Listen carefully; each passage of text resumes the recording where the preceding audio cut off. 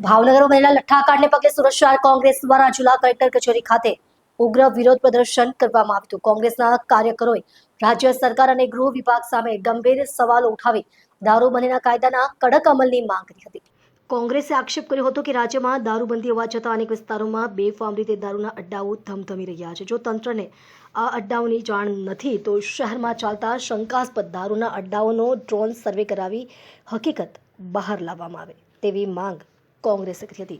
ભાવનગર લઠ્ઠાકાંડમાં નિર્દોષ લોકોના મોત માટે જવાબદાર તત્વો સામે માત્ર દેખાવ પૂરતી કાર્યવાહી નહીં પરંતુ કડક અને દાખલારૂપ પગલાં ભરવાની માંગ કરવામાં આવી હતી। કોંગ્રેસે ગૃહ વિભાગની કામગીરી સામે પણ સવાલો ઉઠાવી આરોપ લગાવ્યો હતો કે દારૂબંધીના કાયદાના અમલમાં સરકાર નિષ્ફળ રહી છે।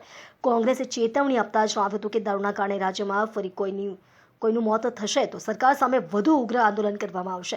માત્ર કાગળ પર દારૂબંધી નહીં પરંતુ જમીન પર તેનો કડક અમલ થાય તે માટે પોલીસ અને વહીવટી તંત્રને જવાબદાર બનાવવાની માંગ ઉઠાવવામાં આવી હતી। પોલીસ તંત્રે અત્યારે બારકોડ જાહેર કર્યો છે કે રોયલ સ્ટેક પીવો હોય તો આ બારકોડ સ્કેન કરીને પીવો। એટલે પોલીસ કહેવા શું માંગે છે?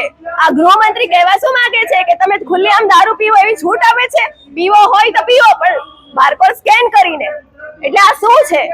જ્યાં સુધી આ બધું બંધ નહીં થાય ત્યાં સુધી કોંગ્રેસ પાર્ટી ગાંધી ચિંધ્યા માર્ગે આંદોલન ચાલુ રાખશે, જનતા રેડ કરશે અને દારૂના અડ્ડાઓ બંધ કરાવશે।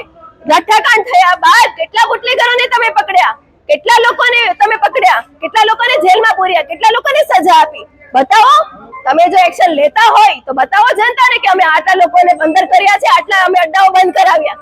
કેમ નથી બતાવતા? કેમ કે અડ્ડાઓ બંધ થાય તો એમના ઘર બંધ થઈ જાય એમ છે।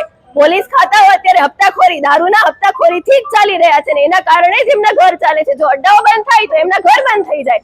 આ બધું વહેલી તકે બંધ થવું જોઈએ કેમ કે ગુજરાતની જે દીકરીઓ છે એ ભાઈ વિહોણી બની રહી છે, ગુજરાતની બહેનો, ગુજરાતની માતાઓ દીકરા વિહોણી બની રહી છે।